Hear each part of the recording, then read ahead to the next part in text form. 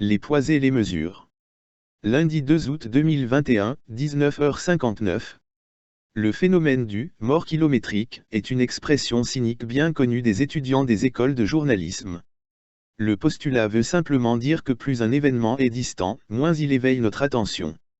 Plus les victimes semblent éloignées, moins elles susciteront en nous de l'empathie.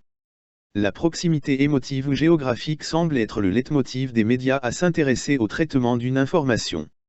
Pourtant, il arrive qu'un événement à des milliers de kilomètres suscite l'intérêt des médias du monde. Ce qui est en soi une bonne chose. Le problème se pose surtout au niveau de l'information qu'ils servent à leurs téléspectateurs, auditeurs ou lecteurs.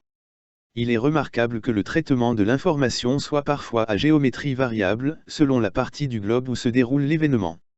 La précipitation avec laquelle certains médias se lancent pour relater les faits, prend au dépourvu certaines sensibilités. Elle cache mal les buts inavoués ou du moins ce qui y ressemble. N'étant pas témoins oculaires, ceux-ci devaient privilégier les faits, avant tout. Souvent, les médias versent plutôt dans des commentaires sans commune mesure avec l'événement. Alors que l'honnêteté journalistique exigerait d'eux, le recul nécessaire pour ne pas biaiser l'information et par conséquent induire autrui en erreur.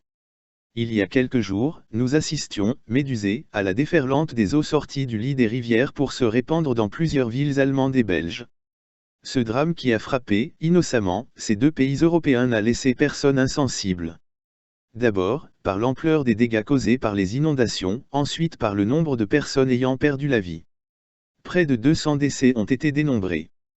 Péremptoire, certains médias ont aussitôt désigné le seul coupable, le changement climatique, l'auteur de ce désordre. Évidemment, l'état des digues et autres infrastructures riveraines ne sont pour rien dans cette catastrophe. Faudrait-il le rappeler, les inondations ne sont pas l'apanage des seuls pays occidentaux, loin de là.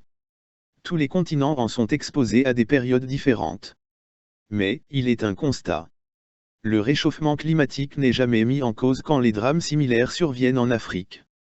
Au contraire, quand cela arrive, on fait des gorges chaudes autour de la construction ou le mauvais entretien des infrastructures. La déformation des faits serait-il devenu le nouveau paradigme de la civilisation de la communication des temps présents? Troublant. Par ces temps, particulièrement incertains de pandémie où la mort rôdait dans tous les compartiments, il conviendrait aux médias de faire un peu plus attention dans la livraison des informations consommées chaque jour.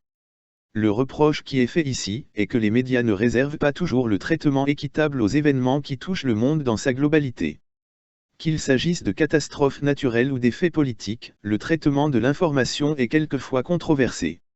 À croire que l'objectivité est loin des préoccupations de quelques journalistes. C'est bien dommage de constater que la plupart des informations concernant le continent africain soient relatées avec une certaine légèreté. Ainsi, selon votre position géographique sur cette planète, on vous accordera toute la considération voulue ou la place que l'on vous imposera. Valentin Occo.